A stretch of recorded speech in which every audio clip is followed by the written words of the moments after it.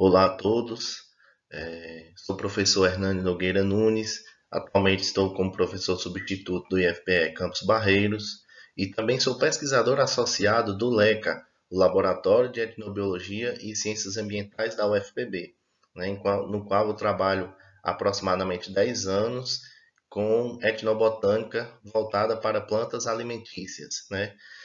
Inicialmente, eu gostaria de agradecer ao convite dos organizadores do evento, né? Eu sei da realidade do nosso campus e a necessidade de motivar os nossos alunos para participarem desse tipo de evento, para não perder, né, a motivação de estudar. Então, inicialmente, também gostaria de agradecer pela realização do evento, porque isso vai ser de extrema importância para os alunos. Me foi proposto apresentar, conversar com vocês um pouco sobre as punks, né? Então, ao organizar aqui as minhas ideias, eu pensei nesse título, A Revolução das Plantas Alimentícias Não Convencionais, né? Carinhosamente chamadas de punk.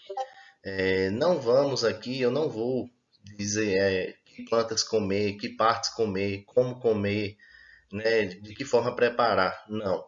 O objetivo da nossa palestra é conversar um pouco a respeito do contexto, né, de forma geral, do que se tem falado sobre punks, né? Então, vamos lá abordar o nosso conteúdo. Nossa conversa, né? Vamos ter um primeiro momento onde vamos conversar um pouco sobre a influência dos alimentos na cultura. Depois vamos definir conceitos e mostrar outras definições que se assemelhariam ao que definimos como punk. Comentar um pouco o que acontece no Brasil e no mundo, um artigo, comentar também sobre um artigo bem interessante de Oliveira e Ranieri, 2017, que aborda um pouco do contexto entre 2012 e 2016, né? E eu vou atualizar depois desse período e mostrar um pouco sobre o conhecimento tradicional e o uso de plantas alimentícias apenas nativas do semiárido paraibano, que é um fruto, uma compilação do fruto das pesquisas desses quase 10 anos do laboratório do LECA, né? E no final deixar algumas considerações para o futuro.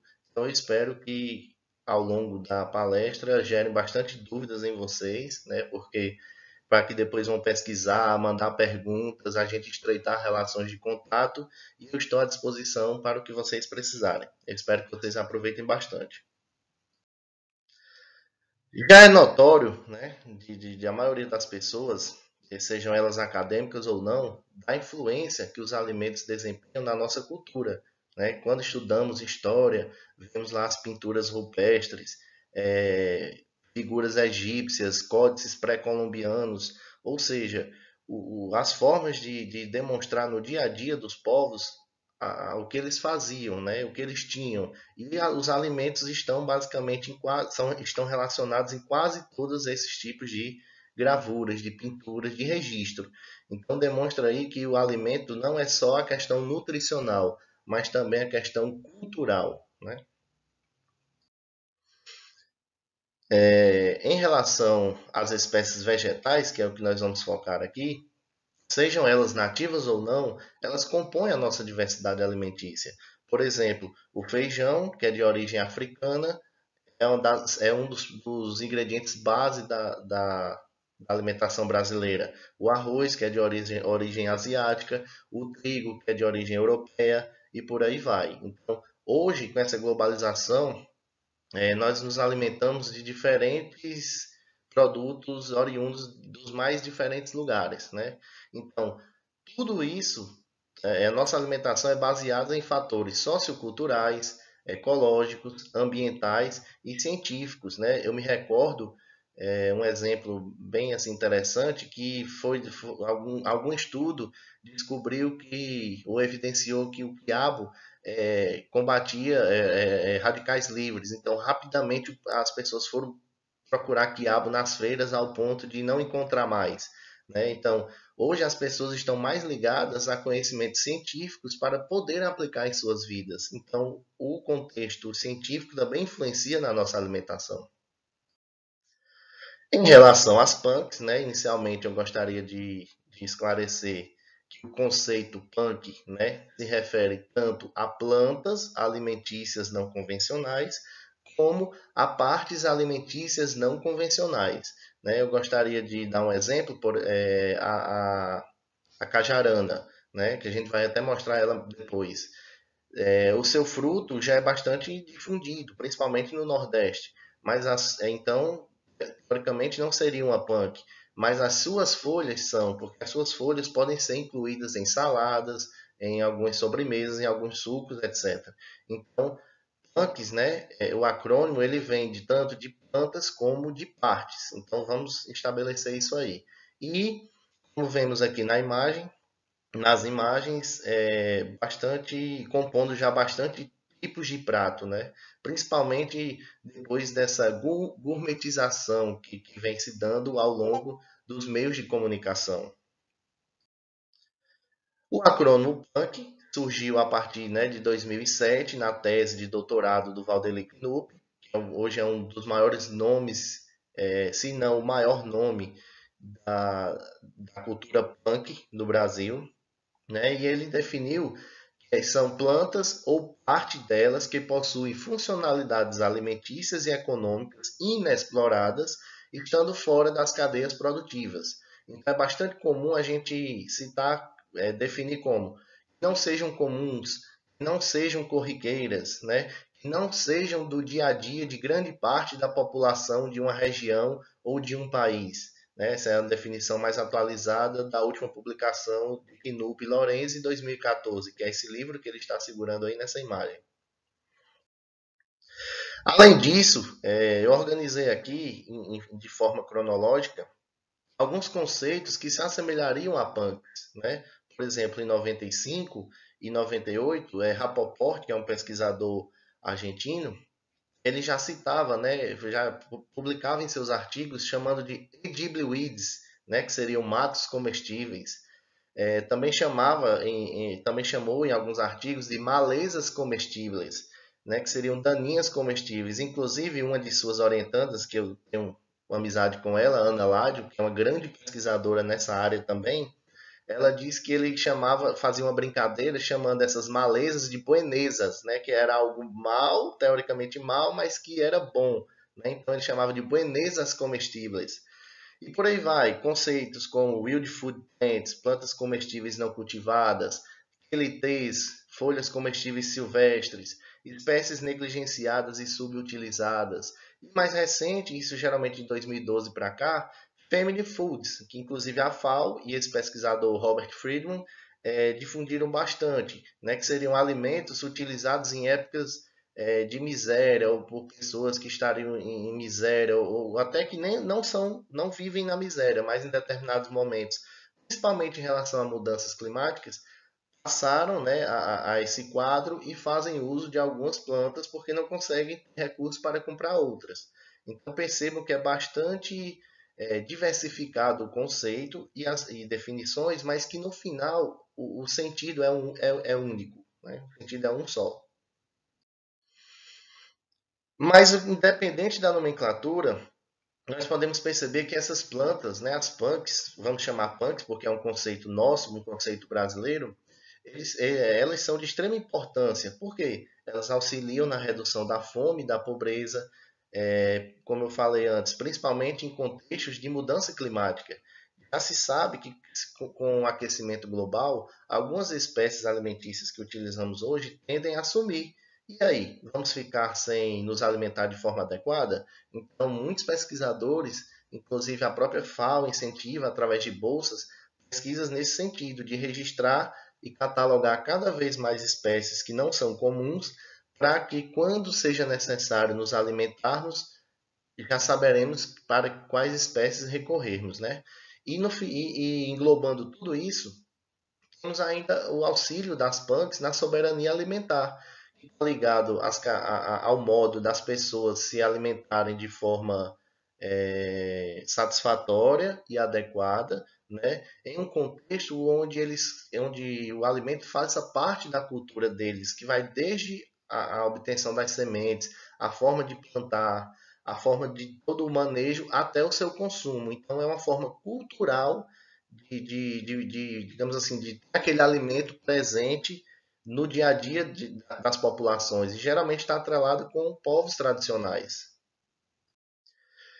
Como já mostrei anteriormente, né, aqui está uma imagem detalhada do livro, e o livro se intitula Plantas Alimentícias Não Convencionais no Brasil, um guia de identificação, aspectos nutricionais e receitas ilustradas, que foi uma parceria do PNUP com o Lorenzi, publicado em 2014.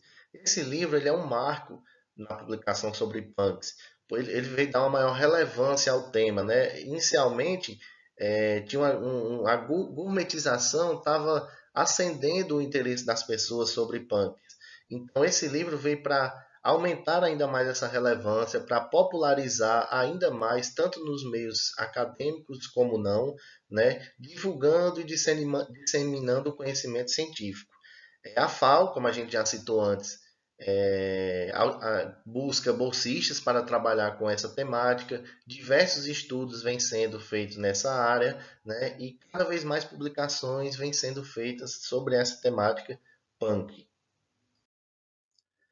Aqui eu gostaria de comentar com vocês um pouco sobre esse trabalho de Oliveira e Ranieri, que foi publicado em 2017, que fala um pouco sobre o contexto entre 2012 e 2016 sobre punks, né? Então tem alguns cenários interessantes que eu atualizei agora para 2020.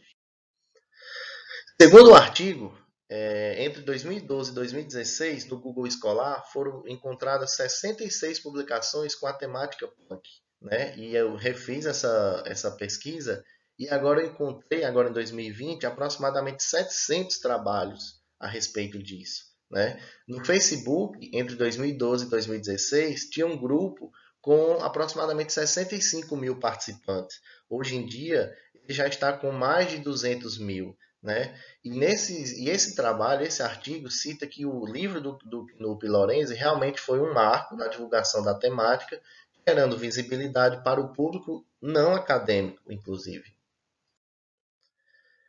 O artigo ainda diz que a principal temática era a gastronomia, era o uso das punks no contexto gastronômico, na elaboração de novos pratos, né? E que tinha uma forte tendência a relacionar punks com uma alimentação saudável, né? Isso eram os artigos entre 2012 e 2016. Agora, eu já vi muitos levantamentos, muitos registros, né, com informantes, coleta de plantas, identificação em herbários. E hoje, também bastante artigos sobre a utilização em hortas comunitárias, a utilização dessas punks em merenda escolar. E outro contexto que me chamou bastante atenção foi a agrobiodiversidade, né? A questão de manejos agroecológicos com punks, a incorporação de punks em quintais agroflorestais. Então, tudo isso está sendo atualizado e colocando no contexto atual sobre punks. Os artigos também levantam os benefícios ambientais do cultivo e consumo de punks. Então, é uma característica importante. E procurando em matérias e jornais, os autores do artigo disseram que a maioria apresentava um conceito parecido.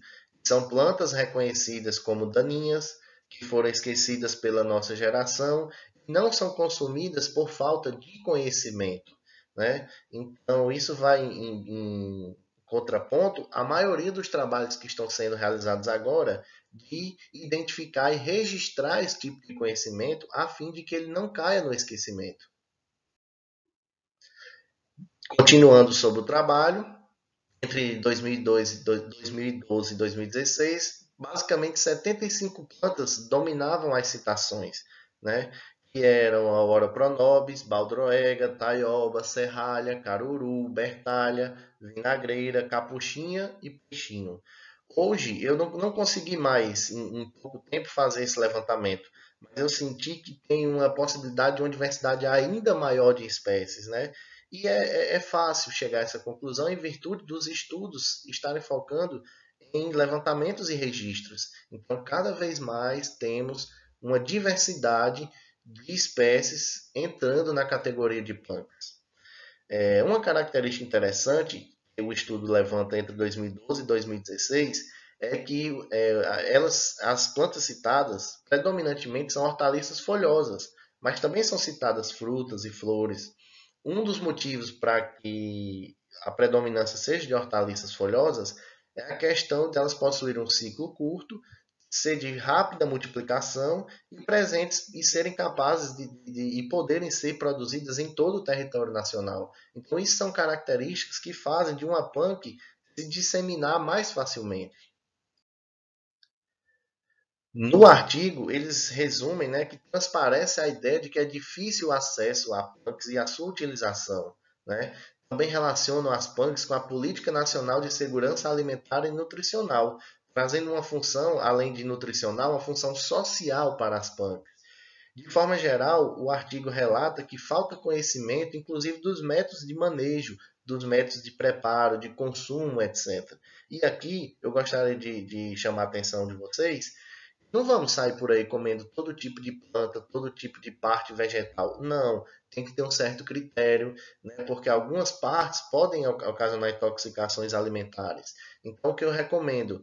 Procurem artigos, matérias, livros, guias, onde da sua região que abordem quais as espécies que podem ser consumidas e como ser consumidas. Essa é uma dica para vocês que querem incorporar punks em sua alimentação. Não vá sair por aí comendo qualquer tipo de coisa. Então, de forma geral, podemos ver que punk não é mais só plantas ou partes alimentícias não convencionais. Né? Ela está em vários contextos bem maiores que englobam características nutricionais, características ambientais, características econômicas, características culturais e características políticos sociais. Então, com esse slide, eu gostaria de demonstrar a importância que as punks possuem. Não é simplesmente comer porque é gostoso, comer porque vai me dar nutrientes, vai me dar um bem-estar, é bonito. Não. Elas fazem parte de um contexto bem mais global e que impacta bem mais no nosso dia a dia. Então, agora, eu vou mostrar aqui uma pequena compilação dos trabalhos que nós realizamos ao longo desses quase 10 anos trabalhando com plantas alimentícias nativas, né? Não só alimentícias, com etnobotânica, mas no meu caso eu foquei bastante ao longo desses anos nas plantas alimentícias, né? Por que eu não chamei punks? Porque aqui eu foquei sempre nas plantas nativas da região semiárida. Esses trabalhos começaram, né, com o antigo LECA, que era do CCA, da UFPB, e que esse laboratório migrou para pesquisas ainda maiores e hoje em dia é o LECA. Então, tem parte dessa pesquisa foi feita no antigo LET e hoje no atual LECA, coordenado pelo professor Reinaldo Lucena, da Universidade Federal da Paraíba. Aqui temos um mapa onde a gente mostra a distribuição dos municípios onde foram pesquisados, né? Então temos 10 municípios distribuídos em mesorregiões diferentes, isso no estado da Paraíba, e vai desde a Depressão Sertaneja, conhecida como Sertão, passando até chegar em áreas de transição, né? Seria um agreste ou características semelhantes ao agreste. Então temos dados de 10 municípios. De todas as espécies citadas, né, nesses 10 municípios, as famílias botânicas que se prevaleceram foram a família Anacardiácea, a família Cactaceae e a família Fabaceae. E eu vou mostrar agora alguns exemplares dessas famílias.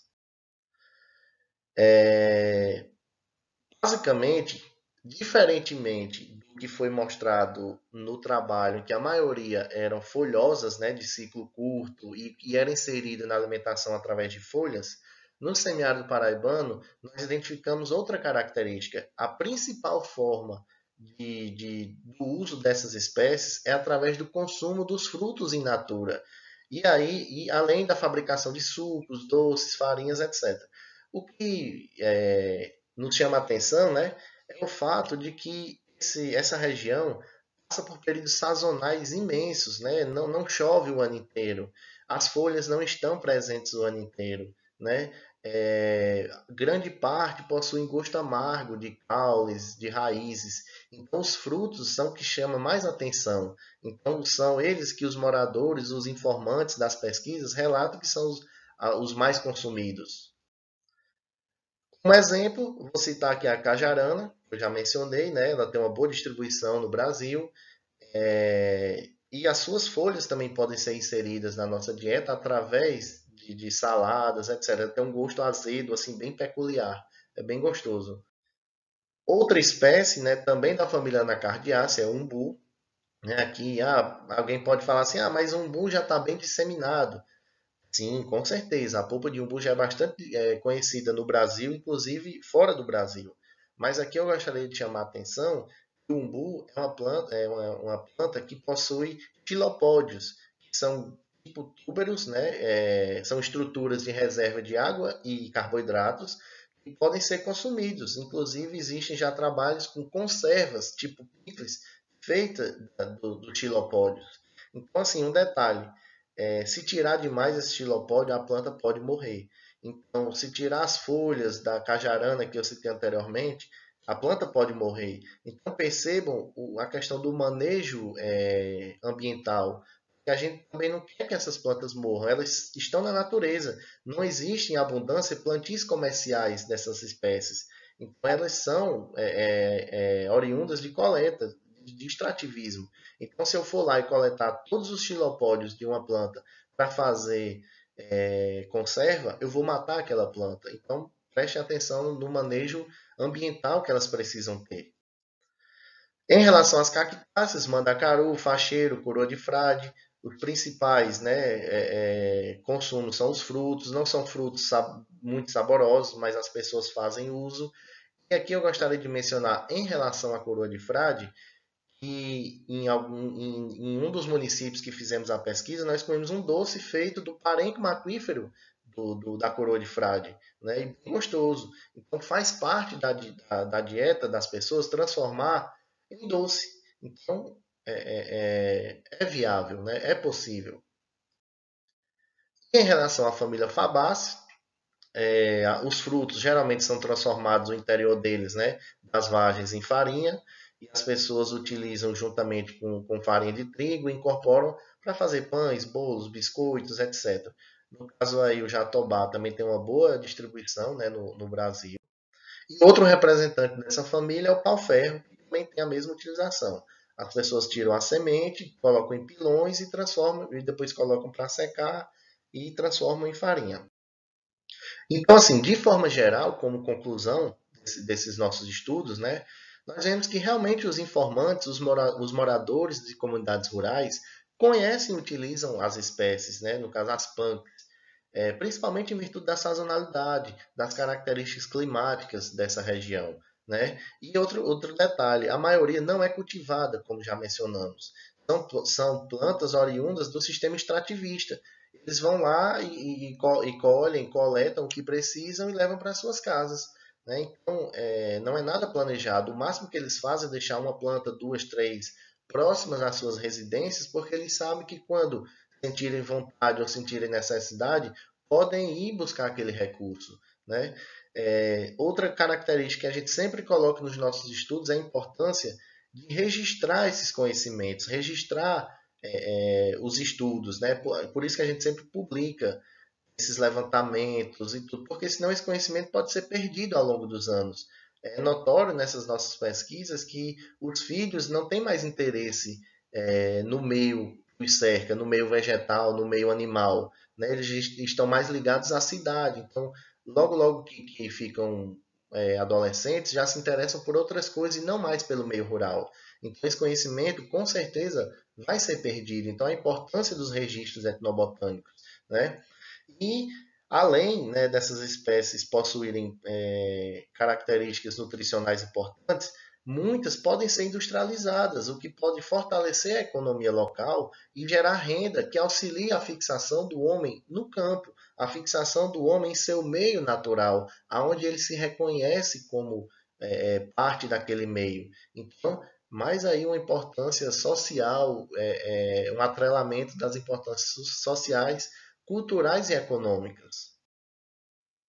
Aqui nós temos exemplos de produtos que foram de punks, né? Como o xilopódio do umbuzeiro, as polpas de frutas, raspa de joá, cerveja de umbu, seiva de jatobá e o próprio coloral. Então, como podemos ver, são produtos que fazem parte já do dia a dia das pessoas. Então, assim como esses produtos aí, vários outros que estão sendo estudados também serão incorporados ao nosso dia a dia. E como considerações finais, né?